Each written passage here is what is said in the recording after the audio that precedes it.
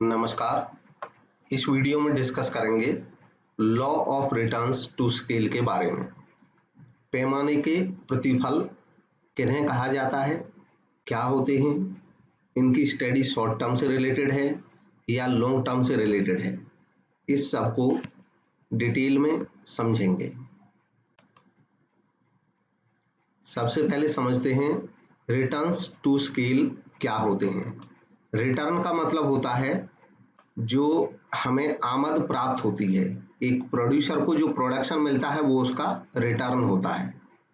Scale का मतलब होता है पैमाना, लेवल, हम स्मॉल स्केल पे काम कर रहे हैं या लार्ज स्केल पे काम कर रहे हैं।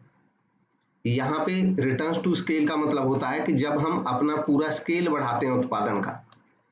स्केल का मतलब होता है कि जब हम सारे साधनों में वृद्धि करते हैं, सभी साधनों को बढ़ा देते हैं। मान लीजिए पहले हमारे पास एक मशीन थी और एक वर्कर था, हमने उत्पादन का पैमाना बढ़ाया, 2 मशीन लगाई और 2 वर्कर लगा दिए।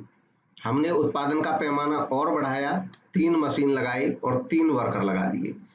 तो जब हम इस तरीके से वृद्धि करते हैं साधनों में एक निश्चित पैमाने पर, तो इसको पैमाने के रिटर्न बोला जाता है, रिटर्न्स टू स्केल बोला जाता है, पैमाने के प्रतिफल बोला जाता है। इससे पहले जब हमने पढ़ा था लॉ ऑफ वेरिएबल प्रोपोर्शन, उसमें प्रोपोर्शन वेरी होता चला जाता था। हम एक फिक्स्ड फैक्टर के साथ दूसरा वेरिएबल फैक्टर लगाते थे, फिक्स्ड ही रहता था और वेरिएबल फैक्टर बदलता चला जाता था और जो प्रोपोर्शन है वो बदलता रहता था, इसलिए उनको लॉ ऑफ वेरिएबल प्रोपोर्शन बोलते थे। लेकिन यहाँ पे हम law of returns to scale बोल रहे हैं, क्योंकि जो रिटर्न मिल रहे हैं वो एक स्केल पे मिल रहे हैं। तो अब ये कौन सी अवधि से संबंधित है, शॉर्ट टर्म से या लॉन्ग टर्म से? देखिए, इकोनॉमिक्स में जब शॉर्ट टर्म और लॉन्ग टर्म बोला जाता है तो इसका मतलब महीने, 2 महीने, साल या 2 साल से नहीं होता है बिल्कुल भी। लॉन्ग टर्म का मतलब उस अवधि से होता है जिस अवधि में हम उत्पादन के सभी साधनों को बढ़ाने की क्षमता रखते हों। Long period is the period in which all the factors can be increased. और शॉर्ट टर्म वो फैक्टर होता है जिसमें हम, शॉर्ट टर्म वो समय की अवधि होती है, वो चाहे कितना भी पीरियड हो, 1 साल हो, 2 साल हो, जिसमें हम हमारे कुछ साधन स्थिर रहते हैं और केवल कुछ साधनों को ही हम बढ़ा सकते हैं। तो short period is the period in which some factors are fixed and only few factors can be increased, वो शॉर्ट पीरियड होता है। तो अभी रिटर्न्स टू स्केल का जो स्टडी है ये लॉन्ग टर्म की स्टडी है। अब बात करते हैं रिटर्न्स टू स्केल का मतलब क्या होता है, तो इसको अभी हमने डिस्कस किया। रिटर्न्स टू स्केल का मतलब होता है बिहेवियर ऑफ आउटपुट, उत्पादन का बिहेवियर, जब हम सभी फैक्टर्स प्रोडक्शन के जो होते हैं उनको चेंज कर दें इक्वल प्रोपोर्शन में, एक निश्चित अनुपात में, बराबर अनुपात में। 50% इसे बढ़ा रहे हैं तो इसको भी 50% बढ़ा रहे हैं। The assumptions of returns to scale. अब रिटर्न्स टू स्केल की जो स्टडी है इसकी भी कुछ मान्यताएं हैं, एजम्पशंस हैं जिनको हम एज्यूम करते हैं। सबसे पहला है firm is using only 2 factors of production. हम स्टडी को सुविधाजनक बनाने के लिए ये एजम्पशन लेते हैं कि फर्म केवल 2 फैक्टर प्रोडक्शन के यूज कर रही है, एक कैपिटल और दूसरा लेबर। कैपिटल में मशीन, प्लांट, फिक्स्ड एसेट सब आ जाएंगे। तो जब वो कैपिटल 1 यूज करती है तो लेबर भी 1 यूज करती है, और कैपिटल जब 2 यूज करती है तो लेबर भी वो 2 यूज करती है। इस तरीके से हमने एजम्पशन लिया केवल 2 फैक्टर हैं और उनमें ही परिवर्तन करना होता है। लेबर और कैपिटल कंबाइन किए जाते हैं 1 फिक्स्ड प्रोपोर्शन में, मतलब इनको जब हम यूज करते हैं तो एक तय अनुपात में यूज करते हैं। जो अनुपात है, जैसे अगर इक्वल यूज कर रहे हैं तो 1:1, 2:2, जब ये 3 रहेगा तो ये भी 3 रहेगा। अगर इनका अनुपात ये होता 2:1 होता और फिर वृद्धि करते तो ऐसे होता 4:2 हो जाता, इसको 4 करते तो इसको 2 कर देते, तो जो रेशो है वो बराबर रहता। अगर इसको बढ़ा करके 8 करते तो इसको बढ़ा करके 4 कर देते, यानी कि जो रेशो है वो मेंटेन रहना चाहिए 2:1 ही fixed. Prices of factors do not change. इसमें ये एज्यूम्पशन लेते हैं हम कि जो फैक्टर्स हैं, उत्पादन के साधन हैं, उनकी कीमतों में कोई बदलाव नहीं होता है। State of technology is fixed. तकनीकी की जो दशा है, कंडीशन है, वो फिक्स्ड है, उसमें भी कोई परिवर्तन नहीं होता है, ऐसा भी हम एज्यूम करते हैं इस स्टडी में। लॉन्ग रन में जब फैक्टर्स को इंक्रीज किया जा सकता हो एक निश्चित अनुपात में प्रोडक्शन को इंक्रीज करने के लिए, तो आउटपुट दिखाता है तीन तरह के एस्पेक्ट, तीन तरह की प्रवृत्ति देखने को मिलती है आउटपुट में। सबसे पहली होती है इंक्रीजिंग रिटर्न्स टू स्केल। इसमें इंक्रीजिंग रिटर्न्स टू स्केल में जब हम लार्जर प्रोपोर्शन यूज करते हैं फैक्टर्स ऑफ प्रोडक्शन का, तो जो इंक्रीज होता है वो ज्यादा अनुपात में बढ़ता है, लार्जर अनुपात में बढ़ता है। फॉर एग्जाम्पल कैपिटल और लेबर हम यूज कर रहे हैं। कैपिटल 1 यूनिट थी, लेबर की 2 यूनिट थी।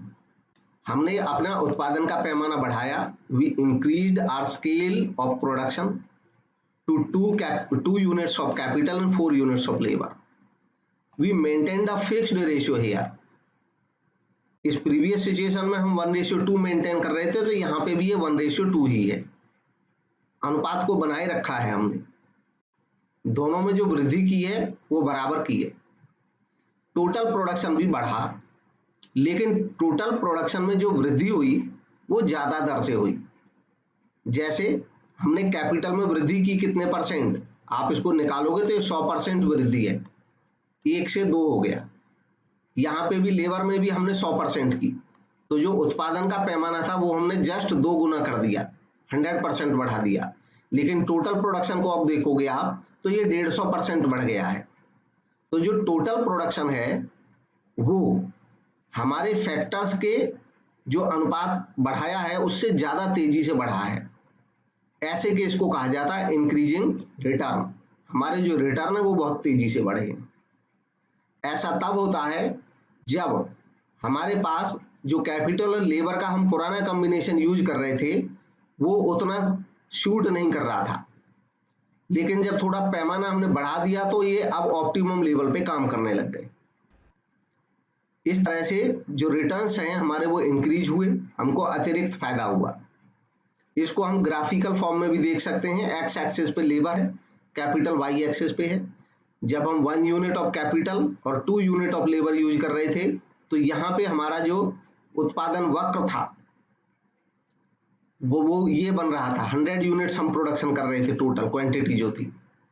लेकिन जब हमने 2 यूनिट कैपिटल की यूज की और 4 यूनिट लेबर की यूज की तो हमारा जो प्रोडक्शन है वो 250 यूनिट्स हो गया। तो ये इंक्रीजिंग रिटर्न्स टू स्केल को बता रहा है। मतलब ये जो वृद्धि हो रही है इससे ये वृद्धि काफी ज्यादा है आनुपातिक रूप से। तो ये इंक्रीजिंग रिटर्न्स टू स्केल कहलाता है। अब ये इंक्रीजिंग रिटर्न्स टू स्केल हमेशा नहीं बना रह सकता है, इसकी एक निश्चित अवधि होती है। हम अपना स्केल बढ़ाते चले जाते हैं उत्पादन का, तो एक निश्चित लिमिट होती है जिसमें हम ये बढ़ा सकते हैं। लेकिन कंटिन्यूअस अगर हमको इसको बढ़ाते रहेंगे तो हमेशा हमको इंक्रीजिंग रिटर्न्स नहीं मिलेंगे। हमारे को ये दूसरी सिचुएशन देखनी पड़ सकती है, कांस्टेंट रिटर्न्स टू स्केल।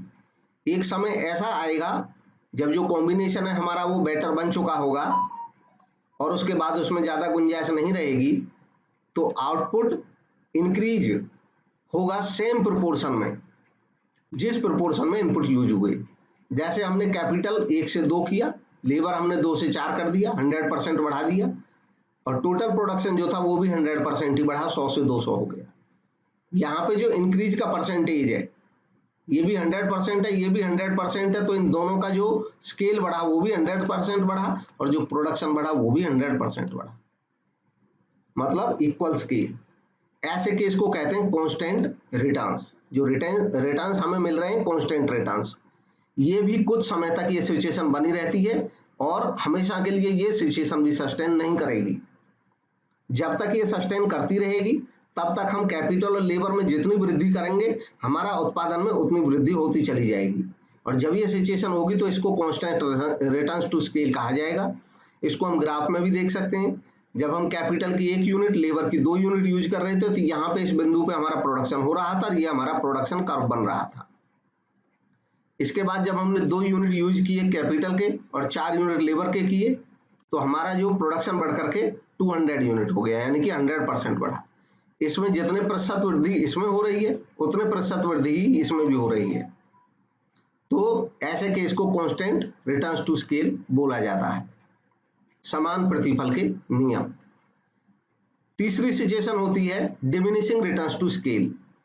उत्पादन में कभी भी अगर हम बहुत लंबे समय तक वृद्धि करते रहेंगे पैमाने पे, तो एक निश्चित ऐसी अवधि आएगी, एक ऐसा समय आएगा कि उसके बाद अगर हम और अपने साधनों को बढ़ाएंगे तो फिर हमें जो रिटर्न्स मिलेंगे वो अब समान भी नहीं रहेंगे और वो गिरने लग जाएंगे, जिसको डिक्रीजिंग या डिमिनिशिंग रिटर्न कहा जाता है। जैसे कि इस टेबल में देखें, कैपिटल में हमने 100% वृद्धि की, लेबर में भी 100% वृद्धि की, यानी कि हमने जो पैमाना था, जो स्केल था वो 100% कर दिया, डबल कर दिया अपना। लेकिन जो प्रोडक्शन बढ़ा वो बढ़ा तो सही, बट 80% बढ़ा। कैपिटल 100% बढ़ी, लेबर 100% बढ़ा, पैमाना हमारा उत्पादन का 100% बढ़ गया, लेकिन हमारा जो उत्पादन बढ़ा वो केवल 80% बढ़ा। तो जो बढ़ोतरी प्रोडक्शन में है वो हमारे पैमाने में जो वृद्धि हम की उससे कम है, इसलिए इसको डिमिनिशिंग रिटर्न्स टू स्केल बोला जाता है। ह्रासमान प्रतिफल के नियम इसको बोला जाता है। इसको हम ग्राफ में भी देख सकते हैं। कैपिटल 1 यूनिट तो लेबर 2 यूनिट। जब हमने कैपिटल बढ़ा करके 2 यूनिट कर दी और लेबर बढ़ा करके 4 यूनिट कर दी, यानी कि 100% बढ़ा दिया, तो हमारा जो प्रोडक्शन था वो 100% नहीं बढ़ा बल्कि कम बढ़ा, 100 था 180 हुआ बढ़ करके। तो इसको डिमिनिशिंग रिटर्न्स टू स्केल कहेंगे। तो स्टडी क्लियर हुई होगी, इसमें समझ आ गया होगा रिटर्न्स टू स्केल के बारे में आसानी से। नेक्स्ट पीरियड में अगला टॉपिक फिर लेंगे। Thank you.